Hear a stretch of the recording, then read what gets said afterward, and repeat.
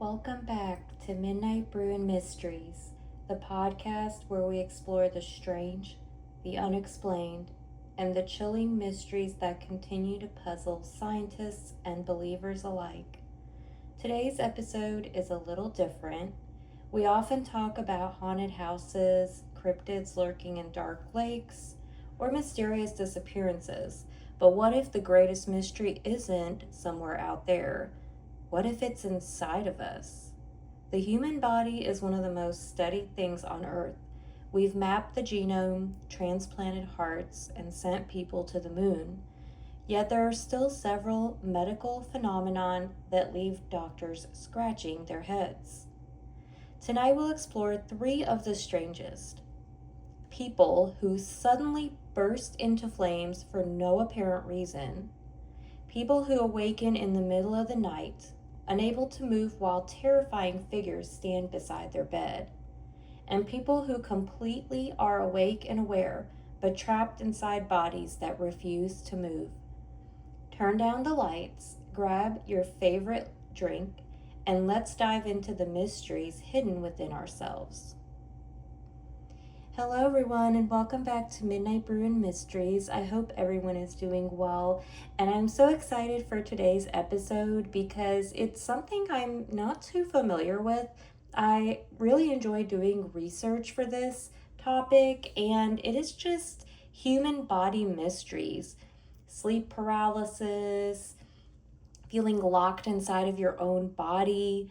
These are all things that have always fascinated me, and it's not something that I've ever personally had to deal with, but I do know people who have dealt with some of these things, and they do say that it is quite scary. So let's start off with our first segment of this podcast, and that is about spontaneous human combustion. Can a person really burst into flames?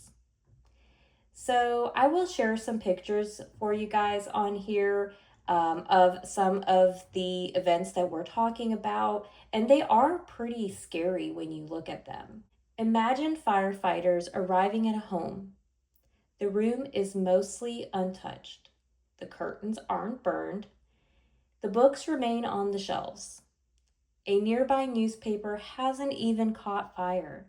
Yet in the middle of the room, there is a little bit of a human being, except for ashes, part of a leg, and a chair burned almost beyond recognition. This is the terrifying mystery known as spontaneous human combustion, or SHC.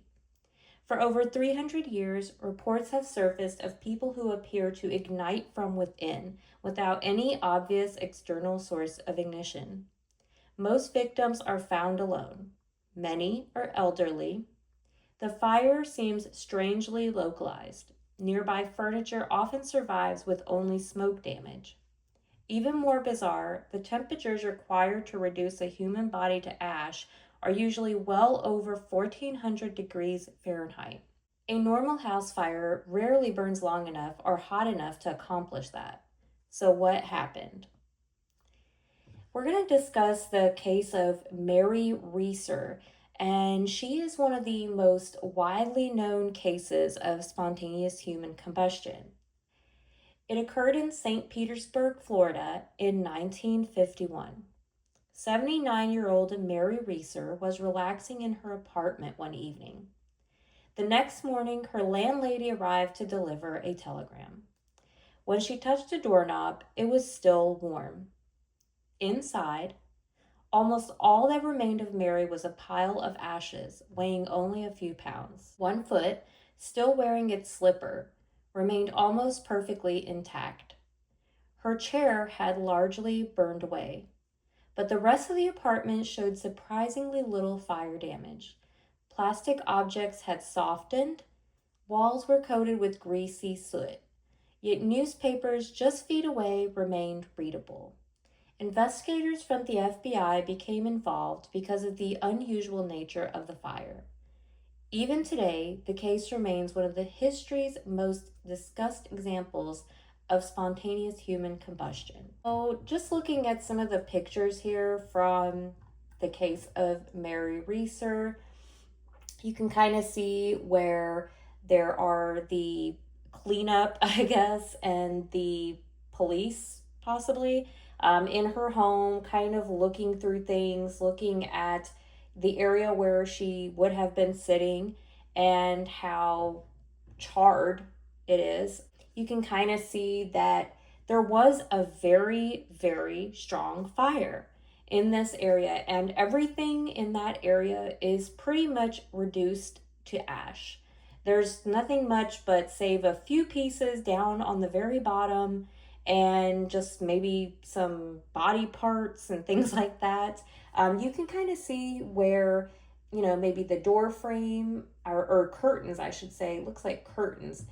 You can kind of see where the curtains look a little bit burned, like something had, caught fire just right there in that area. And yet, around it, if you look in the background of the other room, fully intact. Doesn't look like a fire was ever in the other room. So the fire was clearly only in this one room, and really only at this chair where Mary Reeser was sitting. That is just absolutely wild. So, what other explanation could there be other than Mary spontaneously combusted? Why does this really happen? Well, we're going to be getting to that here in just a minute, but those photos definitely leave a lot to wonder about. How could that possibly have happened? There's also another case of spontaneous human combustion, which is the death of Dr. John Bentley. And it's another disturbing case that happened in Pennsylvania in 1966. 92-year-old Dr. John Irving Bentley was found after a meter reader noticed a strange odor inside the bathroom. Only one lower leg remained. A hole had burned through the floor, yet the fire had not spread throughout the house. Nearby objects remained mostly untouched. Again, investigators struggled to explain how such intense destruction could occur in such a confined area. So, there are some scientific explanations as to why spontaneous human combustion happens. Scientists generally reject the idea that people simply burst into flames. The leading explanation is known as the wick effect. Think of a candle. The wick itself doesn't provide most of the fuel, the wax does. Researchers believe clothing can act like the wick, while the human body fat serves as the fuel. If an external source, perhaps a cigarette, fireplace ember, or candle, ignites clothing, the fire may burn slowly over many hours. The fat melts into the fabric, continuing to fuel the flames. This can eventually reduce much of the body to ash, while leaving the surrounding room relatively undamaged because the fire remains localized. Laboratory experiments have demonstrated that this process is possible under certain conditions. However, the wick effect doesn't answer every question. Why do some victims appear to have no obvious ignition source? Why are nearby objects sometimes untouched? And why are these events so incredibly rare? So, supporters of paranormal explanations have suggested everything from the body having electric energy stored within it, unknown chemical reactions, ball lightning, psychic phenomena, divine punishment, and even supernatural possession. None of these ideas have been scientifically demonstrated, and even skeptics admit that some historical cases contain puzzling details that remain difficult to fully reconstruct. Today, spontaneous human combustion remains one of the strangest stories sitting at the edge of forensic science. So let's just talk a little bit about the first segment and talk a little bit about spontaneous human combustion. Do I think it's entirely possible that a human body could just spontaneously erupt into flames? I mean, honestly, what do I really know? I don't know everything, and it very well could be something that could absolutely happen. What do I think is probably the cause of some of these things? Sure, could be definitely a cigarette. They could have been sitting there smoking. Some ash maybe fell onto their clothing, hence catching fire, and localized fire, which happens to just stay right at that chair. If it's not immediately very close to anything else, perhaps even some of the fabrics around, that area, maybe they're a flame retardant fabric. Who's to say that someone couldn't be possessed and maybe erupt into flames? Could happen. Ball lightning, which I believe is like when you're sitting in a chair or being inside, and outside there might be like a storm going on, and a ball of lightning can actually come in if you have like the window open or something like a door open. It could very easily just come inside, and that has actually happened before. My mom actually has a story that I can share in a future episode if you guys would like. But it was when she was younger and there was a storm going on, and they happened to have a window slightly open, because this is back in the day. They didn't have, air conditioning and things like that. They had to open the windows to be able to let in airflow. And my mom actually remembers a ball, like a spark ball of lightning, coming in through that window, circling the room, and going back out again. So it is very possible that a little ball of lightning could have come in, maybe traveled around the room, happened to just find this person sitting in a chair or sitting in a bathroom, and ignited them on fire. Very well could have happened. Unknown chemical reactions could have happened. I mean, I'm not sure how likely that would necessarily be. And then electrical energy stored in the body. Well, the body does contain electrical energy. Anything as far as from your brain to some of your other working organs do produce an electrical type energy. And it's very well possible that maybe somehow things can sometimes go a little haywire and the body can combust into flames. Very well could have happened. Definitely is very possible.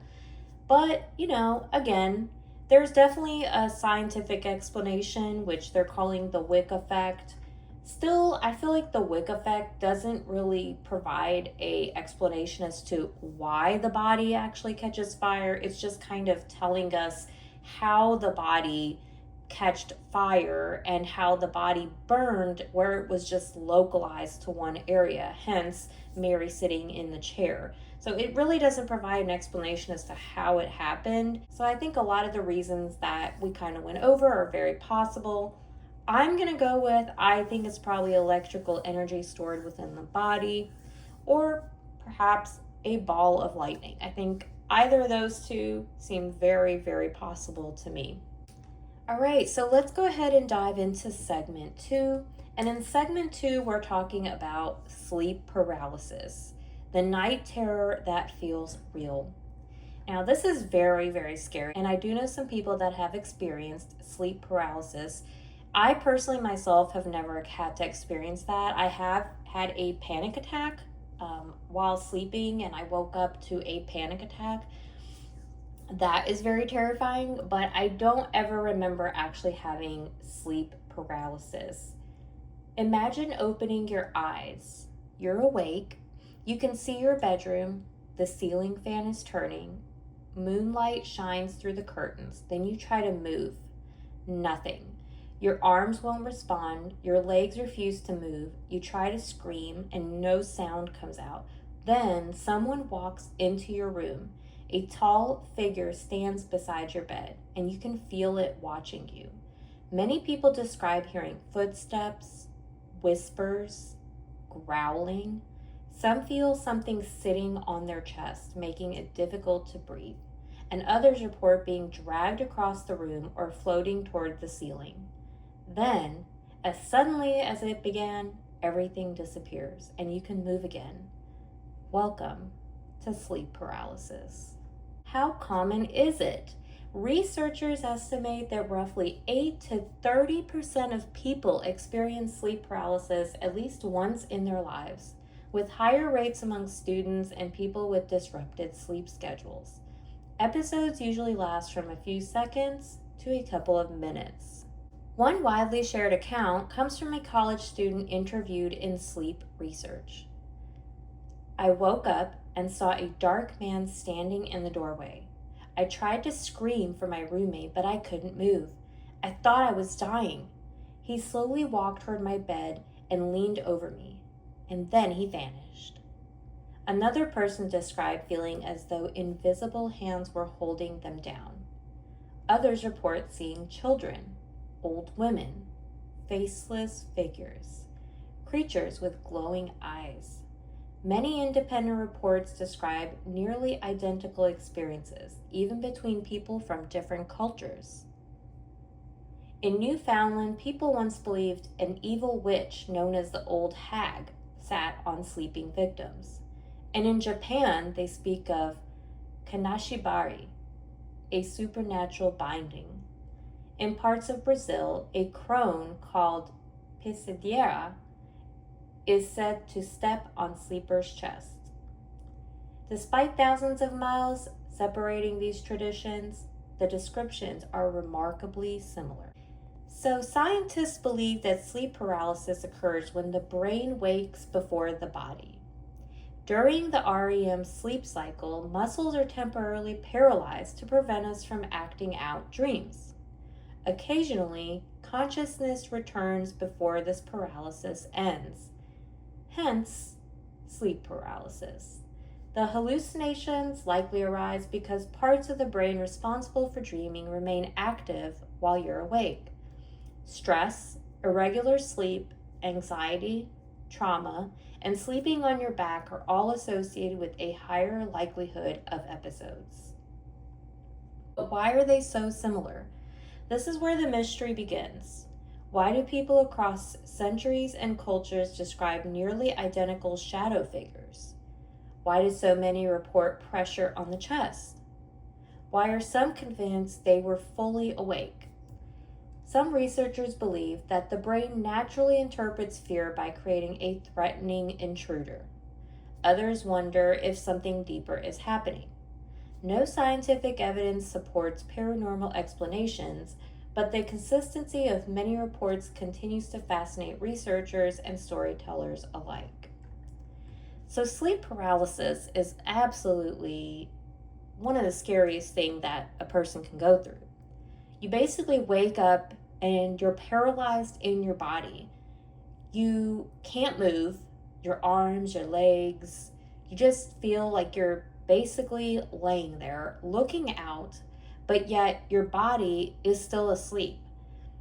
How scary is that? Ooh, it's giving me a little bit of chills.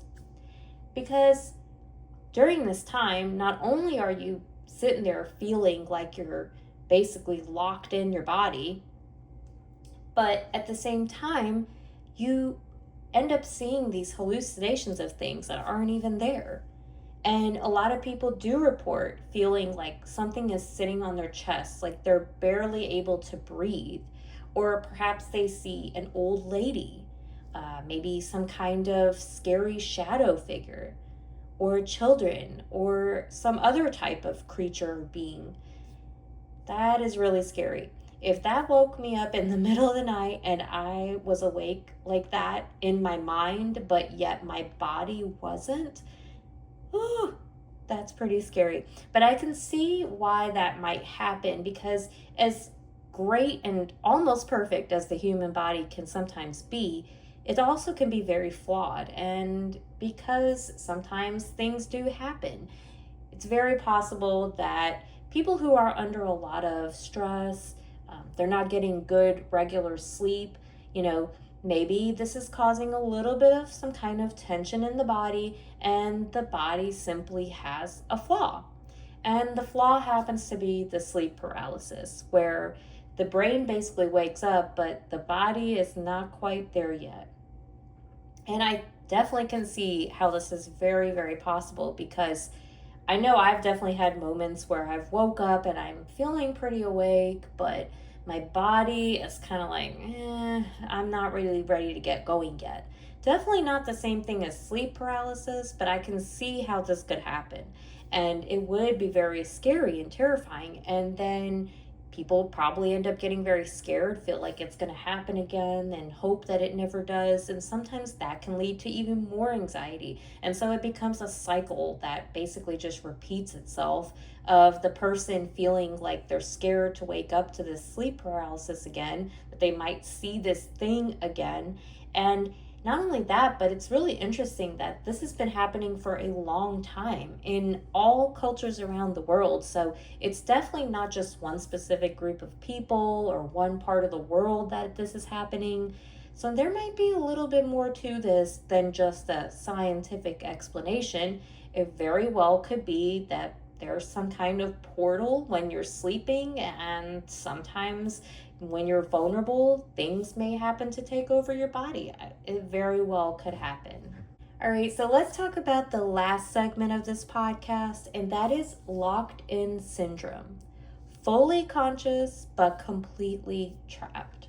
Imagine hearing every conversation around you, feeling every touch, understanding every word, but being unable to move, unable to speak, unable to tell anyone you're still there. This is one of the rarest and most heartbreaking neurological conditions in medicine, locked in syndrome. The condition usually results from severe damage to the brainstem, often after a stroke. The pathways controlling movement are destroyed, but the areas responsible for consciousness remain largely intact. Patients are fully aware. Many can only move their eyes or blink. Some cannot even do that. Because they can't respond, they may initially be mistaken for being unconscious.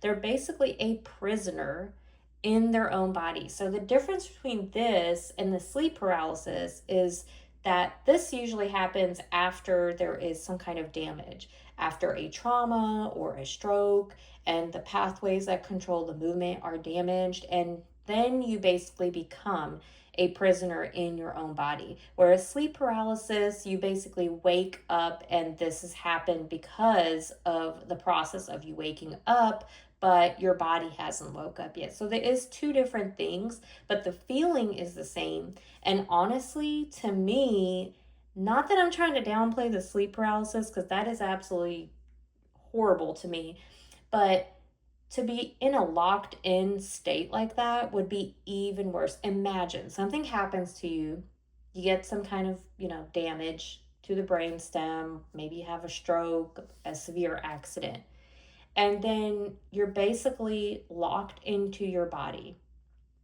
You're there, you have thoughts, you can see, you can blink, but you can't talk, you can't tell anyone anything, you can't move your body. You just kind of sit there and stare out. And you want so badly to be heard, to be able to communicate, but you can't. Oh, it sounds horrible. I hope I never in my life have to go through something like that. It's absolutely horrible. And I feel really bad for anybody that ever has to go through something like that. Talk about Jean-Dominique Bauby.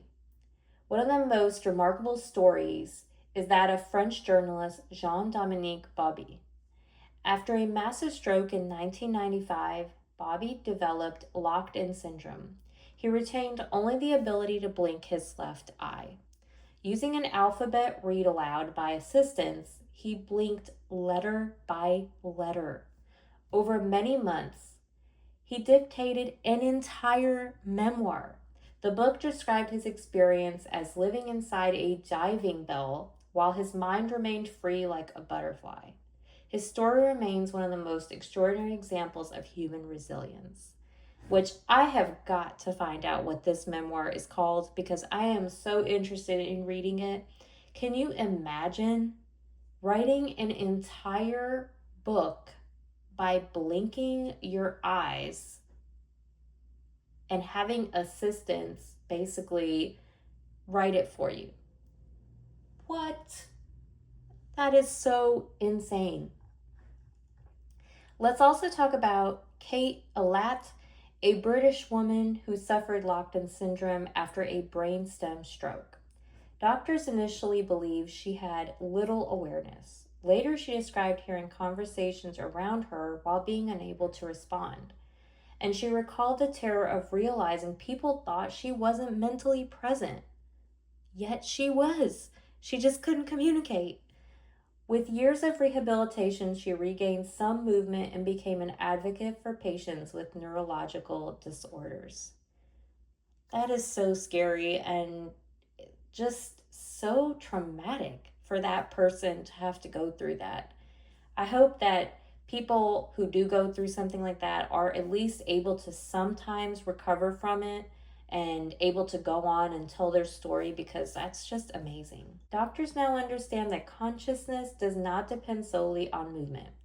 Advanced brain imaging has shown that some patients diagnosed as unconscious actually display patterns suggesting awareness.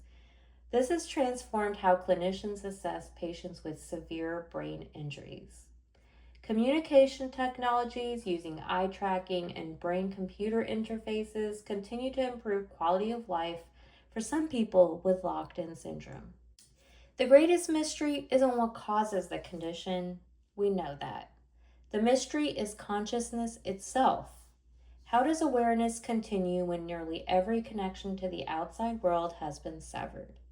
How many patients throughout history may have been aware but unable to communicate? And what exactly creates our sense of self? These questions remain among neuroscience's biggest unsolved mysteries. The human body is astonishing. It heals broken bones, it remembers faces, it dreams, it adapts, yet sometimes it behaves in ways we still struggle to explain. Some mysteries eventually find scientific answers. Others remain suspended between fact and speculation. Spontaneous human combustion challenges forensic investigators. Sleep paralysis reminds us how easily our minds can blur the line between dreams and reality. And locked in syndrome forces us to rethink consciousness itself. Perhaps the greatest mystery isn't whether ghosts exist or monsters hide behind dark water. Perhaps the greatest mystery is that each of us carries an entire unexplored universe inside our own body. Thank you for joining me for another episode of Midnight Brew Mysteries. If you enjoyed tonight's journey into the strange side of medicine, consider sharing this episode with a friend who loves mysteries, the paranormal, or unusual science. And before you go, I'd love to hear from you. Have you ever experienced sleep paralysis? Do you know someone with a rare neurological condition? Or have you encountered a mystery that medicine still can't explain? Share your story, and it might be featured in a future listener episode. Until next time, keep asking questions, keep exploring the unknown, and remember, sometimes the greatest mysteries are the ones living inside of us.